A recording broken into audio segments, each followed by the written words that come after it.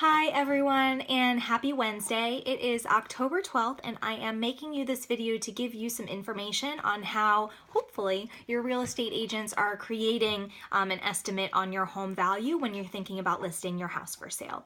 I will tell you, I've done another video like this before and it was like 15 minutes, so I'm going to try to keep it short, brief, and sweet and to the point. So the first thing here, of course, is how we predict home value. The first thing we really want to know is what type of home you have and what is its location.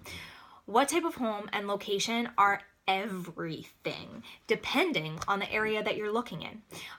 Location in Baltimore City differs block to block to block. I mean, you're going to want to know exactly which block the property is on and compare it to properties that are specifically on that block, or maybe just a 2 to 3 block radius. You don't want to go very far.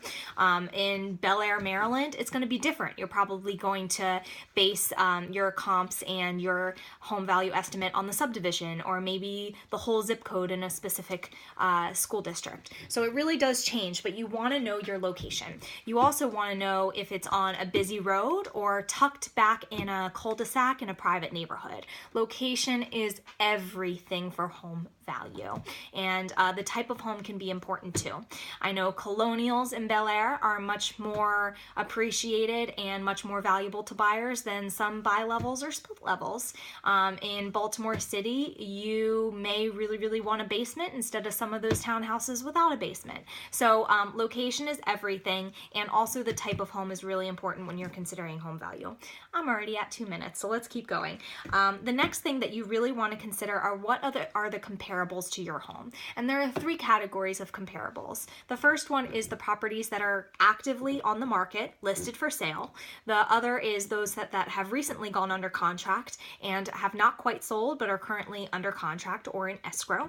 And the third, of course, are the properties that have sold in the last 6 months, similar to yours in a similar area. If you are thinking of selling promptly in the next couple of weeks or a month or so, the ones that are under contract and the ones that are currently active are going to be important because they're going to kind of depict what your home value is going to be, and it's really going to show you what you need to list at to really be in buyers' minds compared to the other houses that are currently on the market that they may be looking at. But the properties that have recently sold are of utmost importance. They're the properties that appraisers are going to use to value your home once you go under contract and a buyer needs to get a loan or mortgage for your property. So it's really important to kind of know what they're going to use and use similar things so that you can really prepare and put your house on the market for a competitive price, but also that brings you the most value in the quickest amount of time, which is what we all want, right? So when we think about actives, we want to look at a couple of things. Usually I pull actives in your specific subdivision or a very close-knit area that is comparable to yours. I also want to see all the properties that are active similar to yours in the specific school district, and maybe the whole zip code or even the whole town, depending on where your property is and how things are selling and all that type of sorts and how people are kind of reacting to them.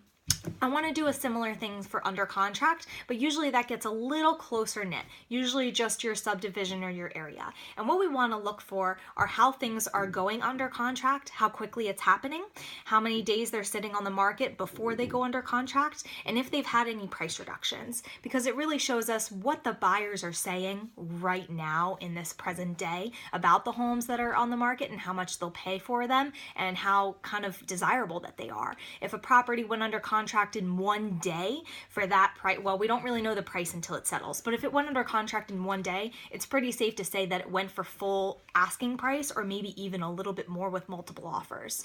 That's good to know, because if that home compares to yours in the updates it has in the interior, square footage, number of bedrooms and bathrooms, similar basement style and yard layout, then that's important to know for your house, and maybe your house is super desirable and you can kind of test out the price a little bit higher if you'd like, or at least the same price.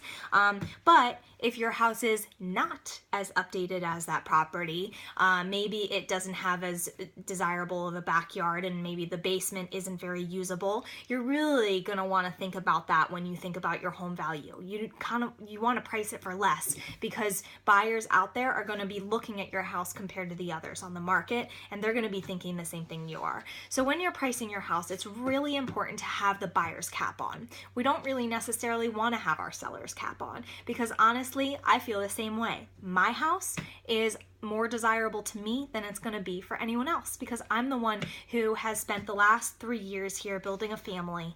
I am the one who has shared so many memories with family and friends here. So it's automatically more desirable to me than other buyers who are walking in. They're just looking at how updated it is, can they envision themselves in the home, and things like that. So it's important to kind of have the buyer's cap on when you're looking at your property value compared to others, instead of the seller's cap of, oh my gosh, my house is so much better than these, even though it might be the same, or maybe it may need a couple updates to get to the status of that.